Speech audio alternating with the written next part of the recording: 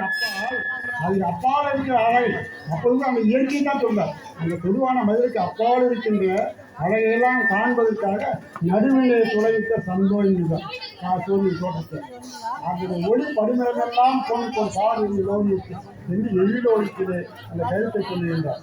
காலையில் சொன்னார், கடற்பரப்பில் உப்பன் கைப்பரப்பில் தாழை மடற்பரப்பில் தாயின முடப்புண்ணில் பைங்கலையில் முடங்கி அடங்கி இருந்தது அற்றுடைய கீழ்கடல் மேல் தான் செம்பது. காலையில் அந்த படி தோற்றத்தை சொல்கிறார். அது எங்கே? வானில் மலையில் மரக்காவில் பூங்குதிரில் போன ஒளி அதரா பொன் வெள்ளம் பொங்கல் எங்கு பார்த்தாலும் பொன் வெள்ளமாக இருக்கிறது காலை காட்சி.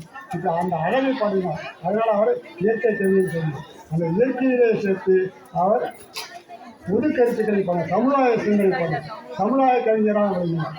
பெண்கள் முன்னேற்றத்தை பாடியிருக்கிறார். தமிழுக்கு பாடியிருக்கிறார். நிறைய சொல்கிறார். கொன்றைவேந்தன் சொல்லிடுறார். கொன்றைவேந்தன் சொல்லுகின்ற போது ஔவையார் கொன்றைவேந்தன். ஆனால் ஔவையாருக்கு பின்னால் கொன்றைவேந்தன் இருந்த முதல் கவிஞர் காணலாம் சொன்னார். ஆர்டிஸ்டுடைய பல பேர் இருக்கிறாங்க. பாரதியார் இருந்தார், இன்னும் பல பேர் பாரதியார் சொன்னார். ஆனால் கொன்றைவேந்தன் ஔவையாருக்கு பின்னால் கொன்றைவேந்த தளத்தில் அந்த ஓரடி கவிதை பாடியவர் வாணிதாசன். ஆனால் ஔவையாருடைய கொன்றைவேந்தனுக்கும் வாணிதாசன் கொன்றைவேந்தனுக்கும் நிறைய கருத்து வேறுபாடு இருக்கிறது. தொடங்குகின்ற போது அதில் பகுத்தறியும் பொதுடையும் சொல்லுவார். அடிமை வாழ்விற்கு இடம் கொடுக்காது.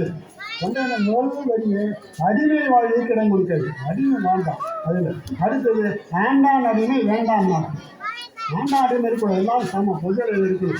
இது கொன்றைவேந்தன் சொல்கிற ஒரு கருத்து. அது வந்து அவர் வருகிற கருத்துக்கள் எல்லாமே சமுதாய சிந்தனை கருத்து. பொது